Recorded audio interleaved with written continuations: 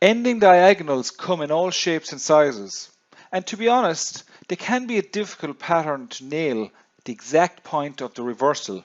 But in saying that, if you manage to catch the reversal from one, it can be one heck of a ride. Here's an excerpt from the booklet on the basics of the Elliott wave principle, and from the picture you can see that wedge-like shape to the pattern. Now let's take a look at some charts of some real-life examples from the Currency Pro services. First, here is a chart of the dollar yen, and I want to take your attention to the lower left hand side of the chart where we see price action reversed from that wedge-like shape, and we saw a significant rally from 126.36.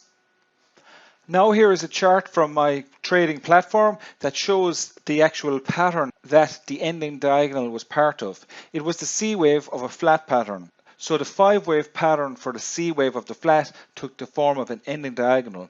The flat itself is a pattern that warns of a strong move once the pattern completes, and for the pattern to have terminated with the diagonal pattern, that was indeed a warning that a strong move in dollar yen could have been ahead. But as I said, trying to nail the pattern's reversal can be difficult. So what I look for when looking for an entry point or to be considering a trade for a reversal from the diagonal pattern is, first of all, I want to see price action break the upper boundary of the pattern, the trend line established from waves 2 and 4. And here you can see price action came up and tested the trend line and started to trade along it.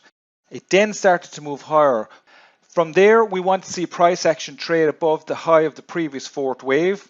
And another little tip that I give you is if we take a parallel line of the 1-3 trend line, and when price action takes out the parallel of that, the pattern is no longer converging, as in giving us that wedge shape, and that then is telling us that the rally underway is not a 4th wave of a still unfolding diagonal, but most likely the reversal from the pattern.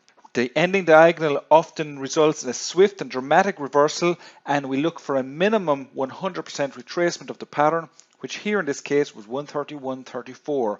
You can see we traded decisively above that in a swift and dramatic manner, and that is the beauty of these patterns. So we must bear that in mind at the times where we have some indecision on whether the pattern has completed or not. There's always going to be risk, but it's evaluating the risk against the potential reward is what I often use to make my trading decisions. Next, here is some charts from the US dollar CAD updates, and from the chart on your left, it's a 60-minute chart, and you can see the size and pace of the reversal from that 125.18 level was the result of an ending diagonal taking the form of a 5th wave, and you can see the wedge shape to that 5-wave pattern. So again, significant reversal, swift and dramatic, and well beyond the origin of the pattern. And here in Aussie dollar, here is a very recent example of an ending diagonal pattern that we're monitoring. And as I say, trying to nail the end of these patterns can be difficult. However, at any time we're considering a reversal from these patterns, we know the level where we are wrong, and a violation of that key level would indicate that the trend reversal being considered has not unfolded, and we must respect the dominant trend that is intact. Here from the text you can see we did have a key level at 66.81 to work off.